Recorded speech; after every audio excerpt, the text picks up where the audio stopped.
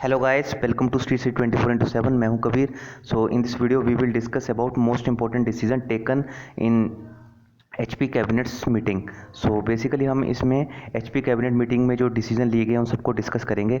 Friends, अगर आप channel के साथ पहली बार जुड़ रहे हैं तो सब्सक्राइब कर दें, और अगर वीडियो अच्छी लगे तो लाइक जरूर करें, क्योंकि आपका एक सब्सक्राइब करना और वीडियो को लाइक करना हमारे टीम की मनोबल को बढ़ाता है. तो फ्रेंड्स, बेसिकली जो आपको पता होगा, अभी हाल ही में हमारे प्रधानमंत्री जी ने 20 लाख करोड़ का जो पैकेज है उसको अनाउंस किया है. तो उस पैकेज के अनाउंसमेंट के बाद ही बेसिकली ये कैबिनेट की मीटिंग ली गई है और इसमें काफ़ी चीज़ों को डिस्कस किया गया है. तो हिमाचल प्रदेश मंत्रिमंडल की बैठक बुधवार को मुख्यमंत्री जयराम ठाकुर की अध्यक्षता में आयोजित हुई.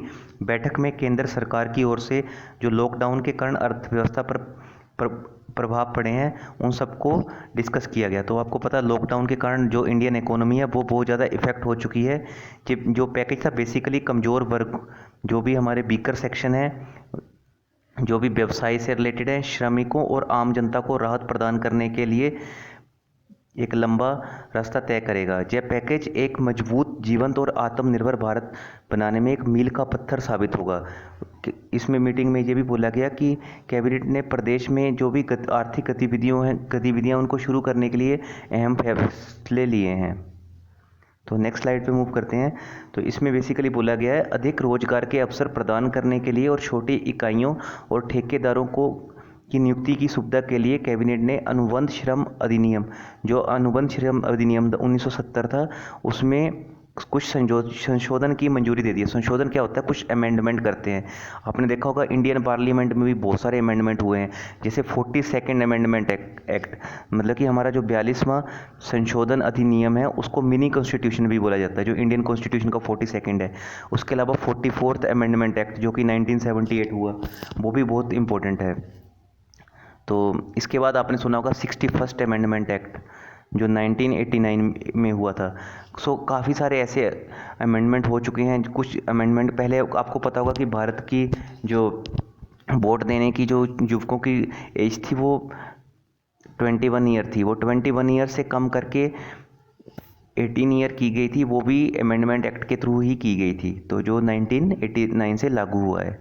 इसमें अनुबंध, अब इसी तहत जो ये अधिनियम है जिसमें अमेंडमेंट की गई है, जो मतलब कि संशोधन किया गया है, इसमें अनुबंध श्रमिकों की संख्या 20 से 30 करने का प्रस्ताव किया गया. जिस इनकी अनुबंध श्रमिकों की संख्या जो पहले 20-30 को बढ़ा के अब 30 कर दिया गया है. इससे राज्य में क्या होगा?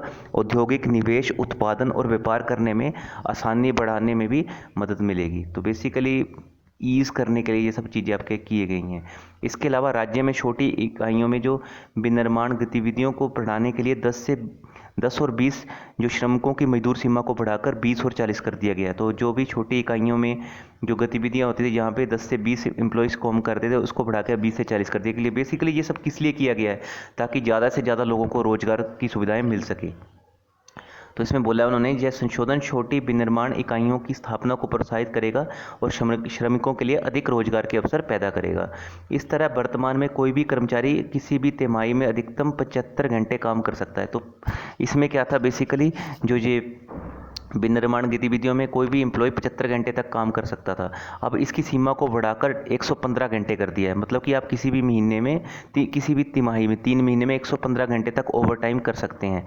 और पहले 75 घंटे तक आप किसी भी तिमाही में काम कर सकते थे, अब आप 115 घंटे कर सकते हैं. अब जो ओवर टाइम का भुगतान होगा वो साधारण मजदूरी की दर से दोगुना करना होगा. अगर सपोज करो आपको 500 रुपये मिलते थे 8 घंटे के हिसाब से, अब आपको 1000 रुपये मिलेंगे 8 घंटे के हिसाब से. तो बेसिकली ओवर टाइम को डबल कर दिया गया, दुगना कर दिया गया, ताकि श्रमिकों को अधिक से अधिक कमाने का अवसर मिल सके.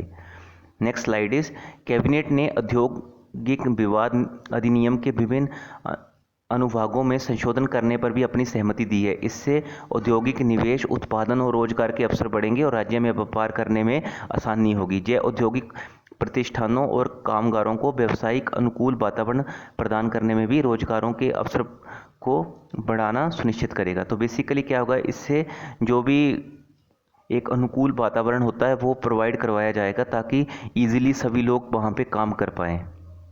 तो फ्रेंड्स, ये सब जो अपडेट्स है वो अमर उजाला के लेटेस्ट अपडेट है, वहाँ से मैं आपके लिए ये बता रहा हूँ, ताकि आप अधिक से अधिक फ़ायदा उठा सके जो भी हिमाचल कैबिनेट में डिसीजन लिए गए हैं, ताकि कुछ एग्ज़ाम्स जो आपके आने वाले होते हैं जो हिमाचल प्रदेश से रिलेटेड है उनमें कुछ कुछ पॉइंट्स इससे रिलेटेड पूछे जा सकते हैं।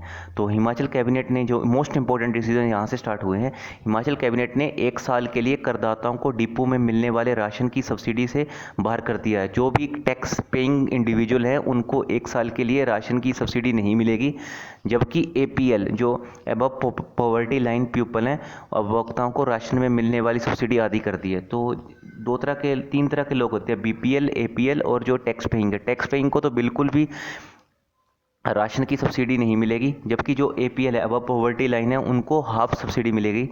बुधवार को Peter Hoff Shimla Himachal cabinet की बैठक में जो फैसला लिया, तो आपको पता ही याद रखना है कि ये कहाँ पे फैसला होते हैं। ज़्यादातर जो फैसले होते हैं हिमाचल कैबिनेट के पीटर होफ में, जो बिल्डिंग पीटर होफ के नाम से है। सरकार ने BPL परिवार की सालाना आय सीमा बढ़ाने को भी मंजूरी दे दी है।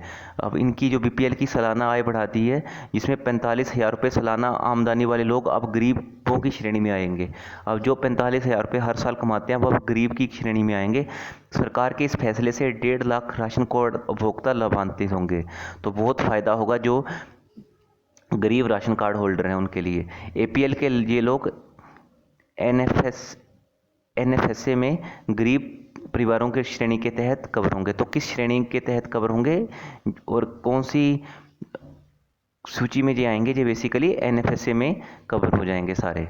नेक्स्ट पॉइंट इज, सरकार के इस फैसले से 71 करोड़ लोगों की बचत होगी। यह पैसा कोविड-19 फंड में जाएगा। तो बेसिकली इससे क्या होगा, सरकार के इस फैसले से सरकार के 71 करोड़ रुपए बचेंगे और जो पैसा है ये कोविड-19 फंड की तरफ मूव करेगा। हिमाचल में 18.5 लाख राशन कार्ड परिवार हैं, इनमें से 12.5 लाख APL राशन कार्ड है और 6.25 लाख गरीब राशन कार्ड धारक है। कुल APL परिवारों से 3 लाख राशन कार्ड सीधे कम हो जाएंगे। तो ये सब्सिडी का जो पैसा बचेगा ये कहाँ जाएगा, कोविड-19 फंड में।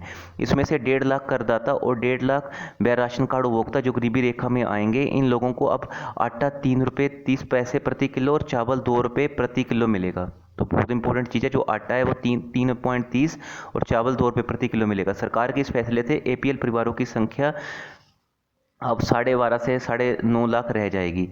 गरीब परिवारों की संख्या 5.9 लाख से 5.6 से 7,25,000 से के आसपास हो जाएगी। तो क्योंकि ये गरीब परिवारों की संख्या क्यों बढ़ी है, क्योंकि वो 45,000 वाली लिमिट सेट कर दी। अब जो भी सालाना 45,000 रुपये कमाता है वो पॉवर्टी लाइन में आ जाएगा, गरीबी संख्या में आ जाएगा। तो इसलिए गरीब बढ़ रहे हैं और APL परिवार कम हो रहे हैं। APL कम क्यों हो रहे हैं, क्योंकि इसमें कुछ करदाता भी होंगे जो अराउंड 3.5 लाख के आसपास बताए जाते हैं। तो अब वो 3.5 लाख जो हैं वो करदाता 1 साल के लिए कम हो जाएंगे, क्योंकि अब उनको राशन कार्ड की जो डिपो से सब्सिडी मिलती है वो कम हो जाएगी। तो ये सब पॉइंट आपको याद रखने हैं। इसके तहत लॉकडाउन 4 में सरकार ने प्रदेश में बसें चलाने की तैयारी कर ली है। अब हिमाचल में आपको बसें चलती हुई शायद देखने को मिल सकती हैं नेक्स्ट लॉकडाउन में 4 में, जो 18 से स्टार्ट होगा। लेकिन इसके लिए केंद्र सरकार के दिशा निर्देशों का अभी इंतजार करेगी गवर्नमेंट। आपको पता है कि जो भी स्टेट गवर्नमेंट होती है वो केंद्र सरकार के दिशा निर्देशों के ऊपर चलती है, क्योंकि जो हिमाचल जो सरकार है वो केंद्र की तरफ झुकाव है। हिमाचल की नहीं, पूरे इंडिया की जो भी स्टेट्स होती है वो सेंट्रलाइज होती है, मतलब कि उनका झुकाव केंद्र की तरफ होता है। जो भी केंद्र ऐसी सिचुएशन में डिसीजन लेता है वो राज्य सरकारों को मानना पड़ता है। But United states of America में क्या है, वहाँ पे उल्टा है, वहाँ पे स्टेट्स की तरफ सेंट्रल लाइन होता है। इंडिया में क्या है कि स्टेट चाहे तो कोई भी सेंटर की मर्जी के बिना डिसीजन नहीं ले सकती, बट USA में क्या होता है, स्टेट्स इंडिपेंडेंट डिसीजन ले सकती है और केंद्र को उसकी तरफ झुकना पड़ता है। ये इंडियन कॉन्स्टिट्यूशन में एक बहुत बड़ा पॉइंट है, आपको याद रखना है कि जो इंडियन कॉन्स्टिट्यूशन है वो सेंट्रलाइज्ड है, मतलब कि जो स्टेट्स है वो सेंटर की तरफ झुक जाती हैं, और जो USA है वहाँ पे केंद्र सरकार राज्यों की तरफ झुकता है। तो ये कुछ इंपॉर्टेंट पॉइंट है। इसके अलावा आपको ये भी याद रखना है कि जो स्टेट इमरजेंसी होती है उसमें एक आर्टिकल 365 है, मतलब कि जो आर्टिकल 365 क्या कहता है कि अगर स्टेट गवर्नमेंट अच्छे से काम नहीं लग रही है, या स्टेट गवर्नमेंट केंद्र के नीति निर्देशों को नहीं मांगती है, तो सेंट्रल गवर्नमेंट के पास पावर होती है कि वो स्टेट इमरजेंसी डिक्लेयर कर सकती है अंडर आर्टिकल 365। हालांकि सरकार 50% सरकारी और 50% निजी बसें चलाने पर विचार कर रही है। इस बारे में राज्य कैबिनेट में भी चर्चा हुई। बैठक के बाद शिक्षा मंत्री सुरेश भारद्वाज ने भी इसकी जानकारी दी। तो मैंने पहले आपको बता दिया था, एजुकेशन मिनिस्टर का नाम याद रखिए कौन है, वो हमारे सुरेश भारद्वाज जी हैं। मंत्रिमंडल ने जिला मंडी के सामुदायिक सामुदायिक स्वास्थ्य केंद्र टिहरा को 50 बिस्तरों वाले नागरिक अस्पताल में स्वर्तन करने की जानकारी भी दे दी है और साथ साथ में इसकी मंजूरी भी दे दी है। इसमें बेसिकली इनको सर्वोन्नत किया जाएगा। कैबिनेट ने कुल्लू जिले के बेखली में प्राथमिक स्वास्थ्य केंद्र खोलने को भी स्वीकृति दी। वहीं कैबिनेट ने हर विधानसभा क्षेत्र में जय अटल आदर्श विद्यालय खोलने की भी मंजूरी दी। तो हर विधानसभा क्षेत्र, हम हर एमएलए के जो क्षेत्र है उसमें अटल आदर्श विद्यालय खोले जाएंगे। यह स्कूल नवोदय और केंद्रीय विद्यालय वाले क्षेत्रों में भी खुलेंगे। यहाँ पे अगर आपके घर के आसपास कोई नवोदय या केंद्रीय विद्यालय है, सीवी है, तो वहाँ पे भी ये केवी के आसपास ये स्कूल आपको खुलते हुए दिखेंगे। पहले नवोदय और केंद्रीय विद्यालय केवी जिन विधानसभा क्षेत्रों में होते थे वहाँ अटल आदर्श आवासीय विद्यालय मंजूर नहीं होते थे। पर कैबिनेट ने बीते साल घोषित 15 अटल आदर्श विद्यालय खोलने की मंजूरी भी दे दी है। जो पिछले साल पास हुए थे 15 अटल आदर्श विद्यालय, वो भी खोले जाएंगे। और इसके अलावा ये वहाँ पे भी खोले जा सकते हैं। यहाँ पे ऑलरेडी नवोदय और केंद्रीय विद्यालय मतलब कि केवीस हैं। तो फ्रेंड्स, ये सारे डिसीजन आपको याद रखने हैं। आप एक अपने चाहे तो मेन पॉइंट्स का नोट बना सकते हैं, जैसे कि गरीबों की संख्या बढ़ा के गरीबों की संख्या जो कि 45,000 कमाते हैं उनको इस श्रेणी में लिया गया है।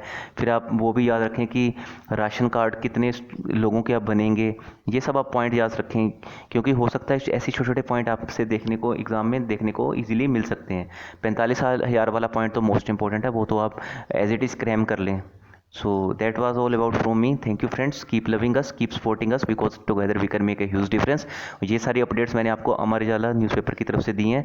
So इसके अलावा आपको कोई भी क्वेरी हो तो feel free to comment. Thank you so much. Keep loving us and keep supporting us. और अगर अभी तक भी आपने हमारे चैनल को सब्सक्राइब नहीं किया तो hit the subscribe button and press the bell icon for all updates. Thank you so much.